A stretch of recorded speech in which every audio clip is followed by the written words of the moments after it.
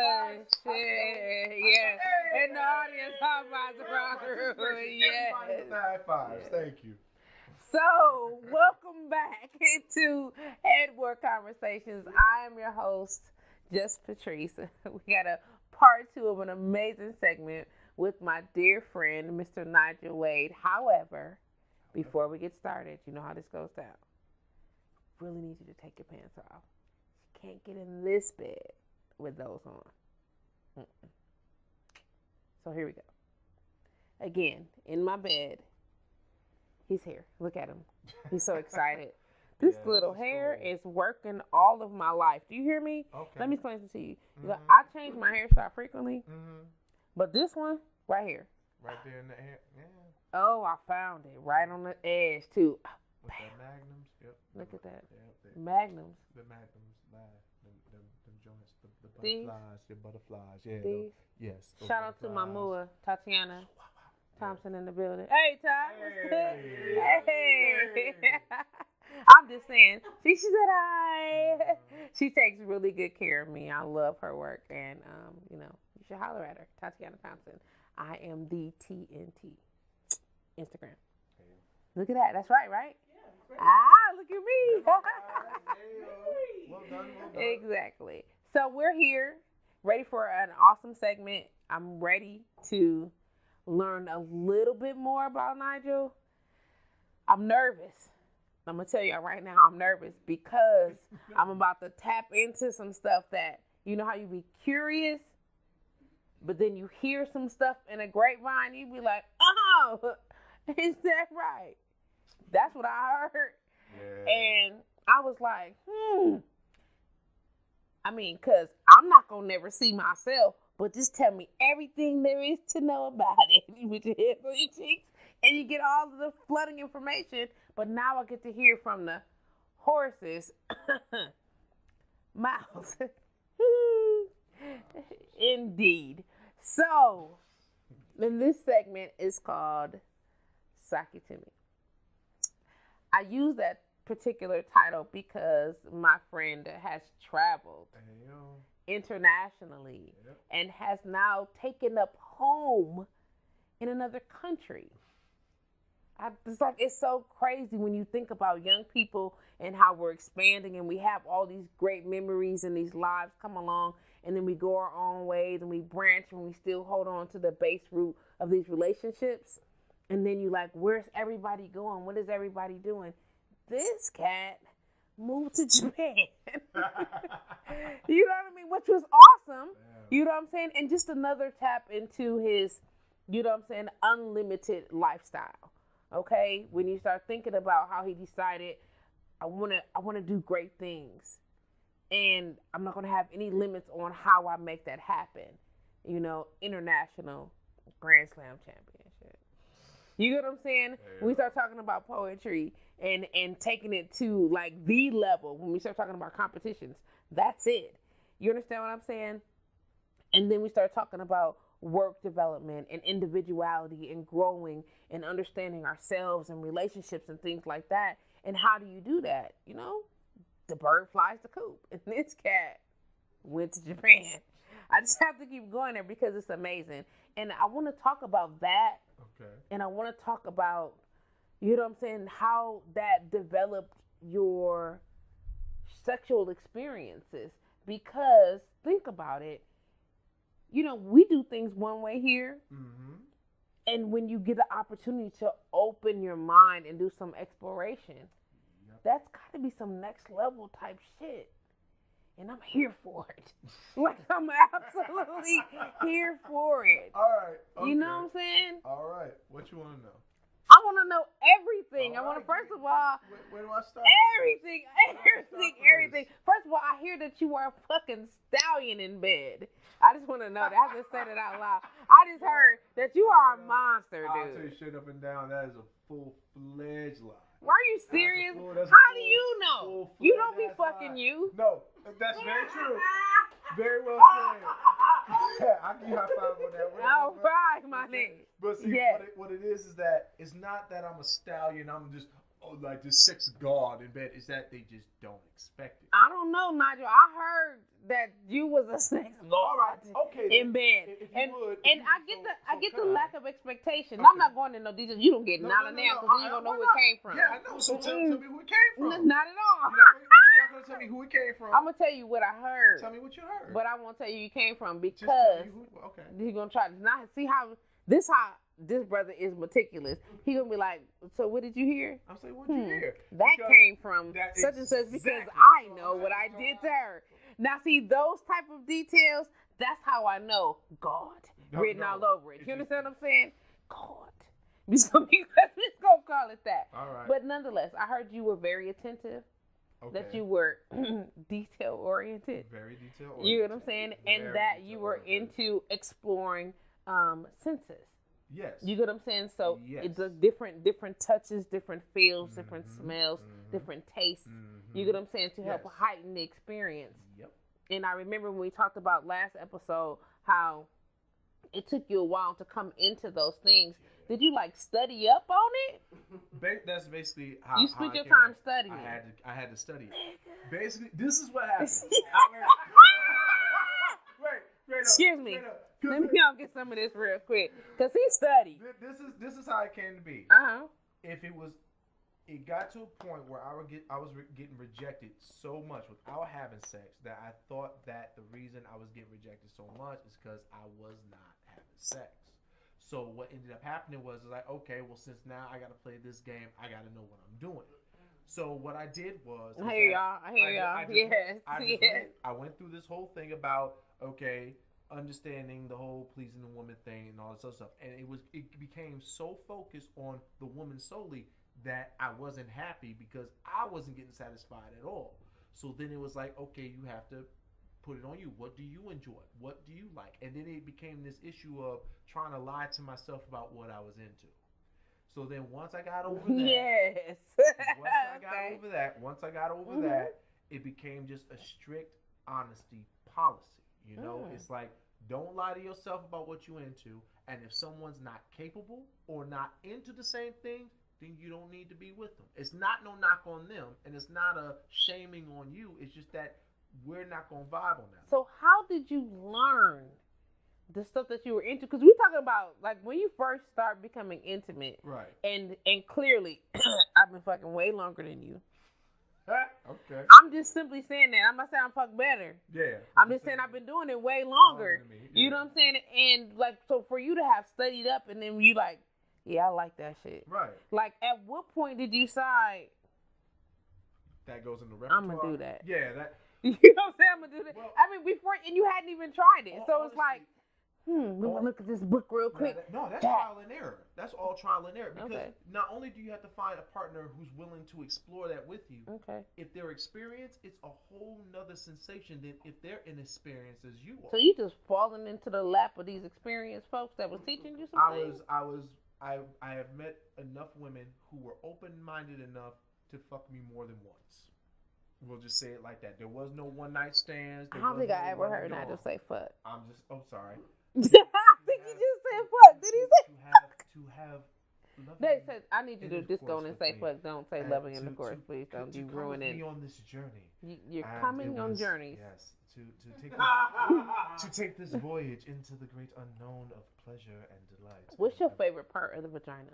My favorite part of the vagina? Look at his face. Yes. I mean, all of it. There is no favorite part. Some people have parts. Like me, this one person talked about the labia. No. You know what I'm saying? I enjoy the entire existence of what it is. The existence, the fact that it's there. That it's there. If y'all could see the look in this man's eyes, this is amazing. Straight up and down. When you get over the whole initial contact of actually seeing different sizes, different developments, different everythings, and like snowflake mentality, not everyone is the same. Once you get over that, just its presence is just, that's enough for me. That's what draws me to it. There is no favorite part. It's like, I like a vagina. You know, it's like, that is my shit. He said, I like it. That's your shit. That's my shit. He said, that's my shit. Unbelievable.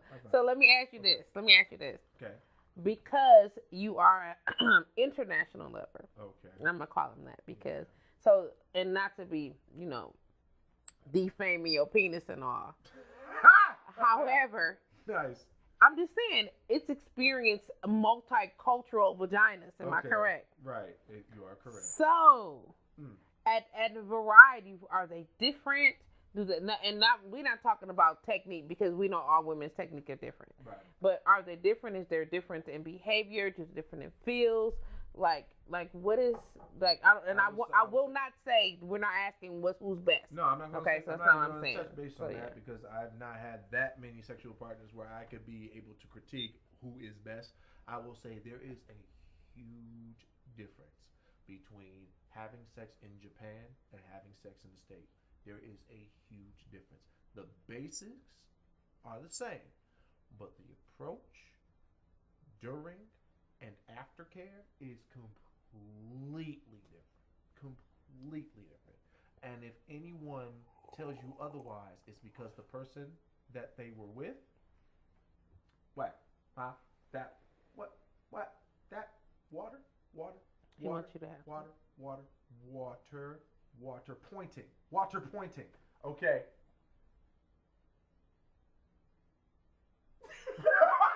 the devil. And he's harassing my staff. Don't make no wet spots in this bitch that you didn't create on your own.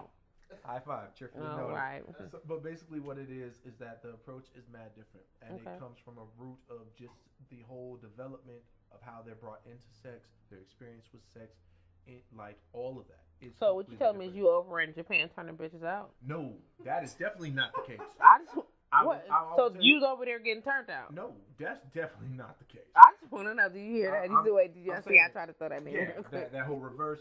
There is no one turning out nobody in Japan. Basically, what it is as a black male, you have the polar opposites. They're either extremely nervous and fearful, or they're very excited and taboo driven, almost kink driven by your existence.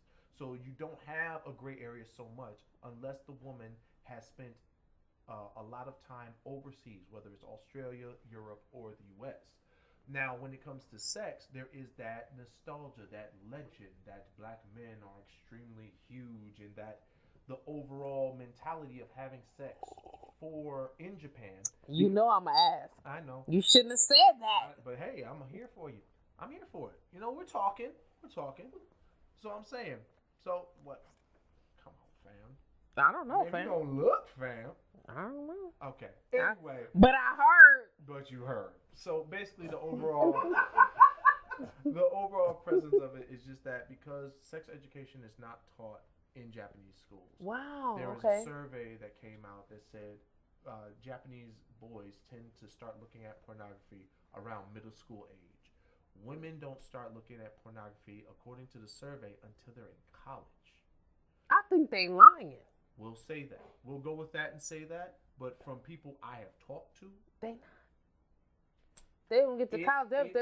It is a known fact. So they're not even worried about it at all. Not at one time. Locker room talk among women is your first time is going to be painful, just because. It's like just get used to it. It does not have to be, but no one is teaching them otherwise. So when they have the sexual I could experience, go over to Japan and clean up. but no, you won't, because the communities don't want to talk about it. The politicians definitely don't want to talk about it. The head of what was it? Some woman in the Diet who was like the head department of education or something in Japan. Okay. When asked the question about sexual education, her response was, "They'll figure it out." And then if you take a look at Japan's population, They having bad sex in Japan? I'm not saying they're having bad sex. I'm saying I got so I'm sad, saying- like it just came over Shut me. up, I felt like, oh no. All I'm saying is the population has been dropping. People are not having children, and the age gap between the old and the young is huge. You tell me there doesn't need to be any sex ed in class. Somebody not having sex. Somebody. There is a syndrome that they have over there, which is people who have grown so accustomed to not having sex, they find the opposite sex beautiful, or they have sexual desires for people, but I'm just not having sex, and that's okay. If you say so. What'd you say, babe? I could never. You could never. Are you sure? Never say never.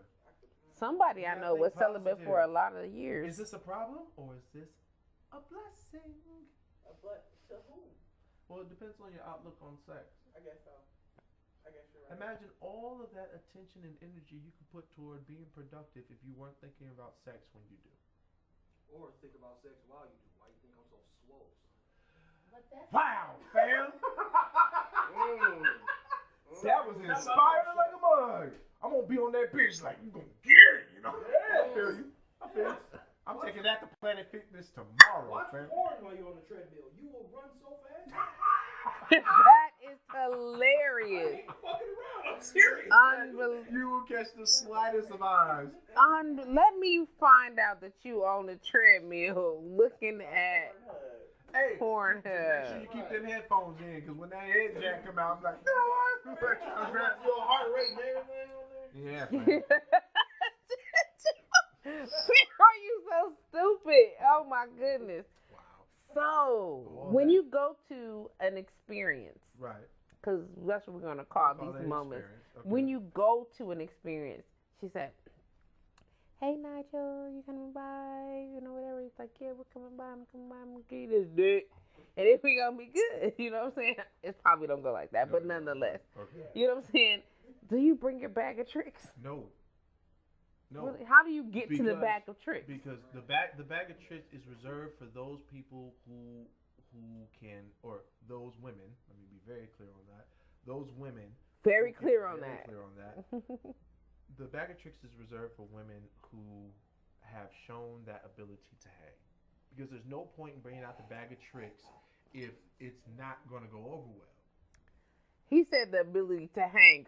Please be clear on that statement, sir. Women who can keep up sexually experience the bag of tricks. Women who do not, they just, I don't go into elaborate different positions. I don't try to relocate. So you just be doing missionary with people? I do, like, okay, we're going to go I into just detail. want to know, because right now I'm feeling some kind of way. We'll go into detail. There are 3 standard positions, right? Yeah. There's missionary, from the back, and cowgirl. Okay. Put it like that. Now, those are the 3. Okay. Any variations of those, any extras, any bringing in different like room items and stuff like that, that is reserved Room items. for those. I'm sorry. I'm sorry. Go ahead, baby. For People those, in shock. Yeah. I mean, you use your Hey, environment. I mean, anybody who has ever played any type of sport, who has ever Let me just go get this ice real quick. If anyone in here who plays video games, is interactive environment. That is what you go for nowadays. My brother said, use the bed environment. is a wonderful place, but there is a full room to explore. Why would you not explore it? When you said that, I want to continue the conversation that you're having. But when you said use your environment, I got nervous because I felt like, what the fuck else is he trying to put in my stuff? No. That is not. I'm just saying, I got nervous immediately. Not so much where we do it, but what, you know what I'm saying? Like, whoa. Sir, please time out. Please time out. The furniture sit at different heights. That changes angles. I'm all for it. I understand that. Big bottles to the left of me. Why? No. You know what I'm saying? I got immediately nervous. I was like, what is he talking about? I can respect your caution in that sense. Then no. That's all. Not so much can we use the table or the countertop or the facility for surfaces. But immediately I was like, and I say that because men, in my experience, because I have a sizable ass. Mm-hmm. You get what I'm saying? Mm-hmm. Men always want to have anal sex. Right. You get what I'm saying? And why you always want to put something in me? This ain't the penis. You know what I'm saying? And why you want to put it in places that don't go? Right. This is just my thing, okay? Everybody got their own thing. Understood. You know what I'm saying? So, understood. Yeah, that's so I freaked out immediately. And that moment, it's like when you were saying, I was like, oh my God, wait a minute. What the fuck is he doing? You sticking random stuff? Okay, nonetheless. Back to this bag of tricks. Okay. How do you get to explore bondage. Now that aspect of it, there's a funny story behind that. So I used to date this woman who was absolutely just wonderful. She was very driven. She was very like one of Milwaukee's best. Like she was very well known in that aspect. Owned her own business, very independent, things like that.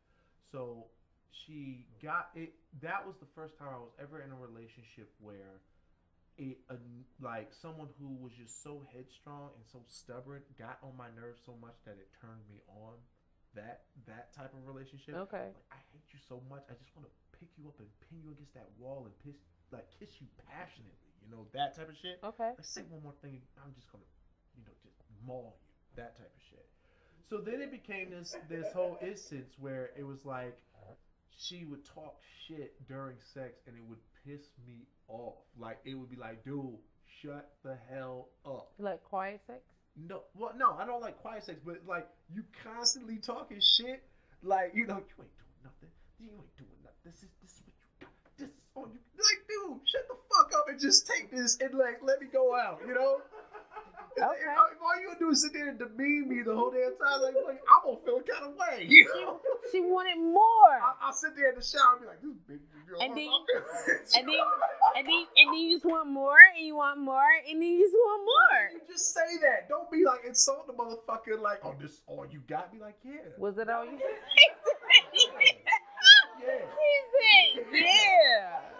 He sitting there talking bad about my mama during sex. It's like, hold on, fam, you don't know me like that, B. So then it got to this point where, like, I would do this mentoring, right? Okay. And one of my mentorees, he was constantly leaving stuff. Like, he was constantly forgetting his backpack, constantly forgetting his books. And so it got to this one time where my guy started getting into magic, right? Mm-hmm. Like, like I can make these two strings turn into one, like that. So my man left and completely forgot these trick handcuffs. He left them at the center, and he never came back after that. I don't know what happened, like as far as like him not returning, like his mother pulled him out the program, whatever. So I had these trick handcuffs, and I'm like, I'm gonna use these. So one time she was talking shit, trying to initiate sex. And I just know from her look and like how she was like egging me on. I was like, all right. So I put her hands behind her back and she kind of like, just let them hand. And then it was like click, click. And then she was, yeah, see, now you're talking that trash. Your hands behind your back. It didn't help at all because she was just a fighter like that. And so like her hands behind her back and she's still talking trash like ain't nothing wrong. And I'm like, how is this happening? So then I started to explore this whole how to be more dominant in bed with someone who is just a dominant person. Oh, dominant personality. Okay. So I started reading up on the psychology of it and like, how to play it into your advantage. And then it got to the point where it's like, I don't like metal. I just don't like the feel of metal on my skin. I don't like how it sounds, the rattling of it. It makes too much noise. So then it was like, okay, we have leather restraints. And I'm like, nah, that's just not thing. And then someone's like, the tool shed is having this workshop. Hey yo, shout out to the shoe shed. They're having this workshop with this woman named Midori. And she's a world-renowned sex educator, wonderful person just overall. She's going to be teaching a rope workshop. So it was so cool. I went in there and I bought rope. I own rope. So I bought this rope, this nylon rope. And she saw me. She goes, did you just buy that? I'm like, yeah. She's like, ask them if you can exchange it. You don't want that rope. I'm like, really? She's like, I'll explain why. So I went up to the cashier. She let me exchange it, and I got this cotton rope. And so then during the workshop, she explained it. Okay, this is why you want cotton instead of nylon. Nylon looks beautiful in photos, but when you play, it slips. The knot slips, and if you go across the screen too fast, it'll burn. And so she's like, you want cotton to start off, especially if it's just in play, especially if it's just bedroom. When you start working into something more authentic, want a little bit of pain, you work up to hemp or jute. Hey, yo, my man knows. And it's like if you're doing suspension, always go for hemp because jute wears out too quick. Make sure you treat your rope. Make sure you use wax, and this is how you treat. She went to this full discussion, and my mind was blown. So then she did a demo and used one of my friends as we'll say the model. The fact that this woman was fully clothed, and Midori was able to make her reach a climax, fully clothed, just tying her. I was like, that's what I want. I want that type of power. To be able to be so subtle, so unpredictable that you would have your clothes on and still reach your max. That's what I want. So then, that started studying. So let's talk about this bag you have over there. Can you? Oh my goodness. Let me see. Okay. All right. My bag. Okay. So here's my bag. Cute little bag. Cute What's little in bag. it? In this bag, I keep a array of rope bondage materials. Okay. Because as of late, a lot of my practice comes from just doing photo shoots. People who want to be they want their picture taken, being wrapped up, and they use it for like profile pics. They use it for their portfolio to show their diversity as far as like what they can do in front of a camera. Some people just enjoy being tied, and so it's a way to make money. It's a way to practice, and it's a way just to be, myself.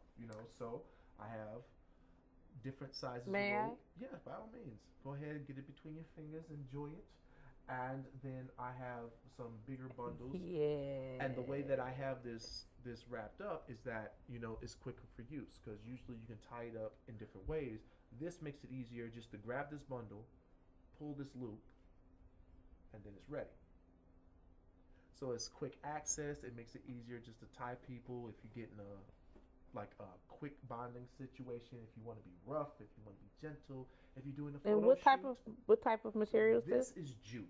So it'll Okay. show some wear. It's soft enough on the skin. I want where y'all it to see how. Did y'all see how he look at their faces? They like, yeah. See how he handled that rope over there? He did. it's really nice, just So- to have. It's soft enough where it'll leave impressions on the skin, but it won't hurt. But I won't try to suspend somebody from the ceiling with this. So how do you use it? Because I would like for you to try to tie me. All right. Well, basically, I'll just use this one then. Okay.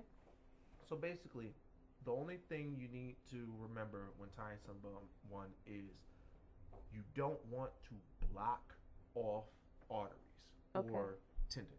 There are certain points in the shoulder and in the arm where arteries are. You can't block that off. If you tie it too tight, then you have nerve damage. Then it becomes a big problem. So if you would please put your wrist together. Sure. Thank you very much. Now, go and hold them like that. Okay. Maybe a fifth like that. So basically, Whoa. all you do is just wrap it around. We'll just go twice just to make it quick. Okay. Like that. So, you want to make sure that your rope doesn't overlap. If it overlaps, it puts extra pressure on a particular spot and it becomes uncomfortable way too quick. And then, once you have your nice cuff here, you can X at the bottom, kind of cinch. Then you go over the top, over. Y'all under, know I'm absolutely loving this, right? cinch, Okay. bring it to the bottom, and you can make a knot. Now, what I like to do, just in regular play, Can I hold this up so they can see? sure. What Okay. I like to do is just make what's called a quick knot, like that. So, Okay. if anything goes wrong, you Okay. don't like this anymore, you're having second thoughts, something doesn't feel right, say, all right, then you're loose. This gets looser, you take it off, I take this, I put it back in the bag, we ain't got to do nothing. No prints, it didn't hurt, but it kept you in place. And So is that a control thing for you? It's a big control thing, and it plays on double parts. Okay. Because when I first started out, I wasn't having sex at all. I lost my virginity at I won't say a way later, but a later age than average. And basically what it was is I like that control. And so it's the control of me not having to maul somebody, showing restraint on my half. So Interesting. How do you introduce your partner to that, or do they have to show you that they're of some sort of interest before you say, yeah, so let me tie that ass up? Being as honest as I am, it always works its way into conversation. Okay. Where it's like, what are you doing next Saturday? It's like, oh, well, I can't because I have a photo shoot. What kind of photo shoot? Okay, well, have you ever heard of Kimbaku before? No? Shibari? No? Okay, people who like to be tied? Okay, well, let me show you a few we'll say PG-13 photos. This is what I do. These are the people I've tied. And then, have you ever been tied before? Have you ever tried anything like that? No? Okay. Well, this is something that I do. And then they always ask me why. Because there's always that instinct of, well, you seem like such a nice guy. Why are you doing what I heard was like, very 50 Shades of Grayish and da da da. And side note on that, 50 Shades of Grey was not the first movie or book about BDSM or anything like that. It was a horrible display of what BDSM is. Do not use that it was as a a soft footnote. introduction. No, it wasn't. No, it wasn't. Awful. That should have been called Fisher Price, My First Bondage Set. That's what it should have been called. Or How to Love Your Stalker. Hey, yo, fam. Because if my man wasn't worth all that money, Mr. Gray with Right. the skylight, if he was living in like a trailer park, it would have Who been would've what? in handcuffs? It would have been a horror story.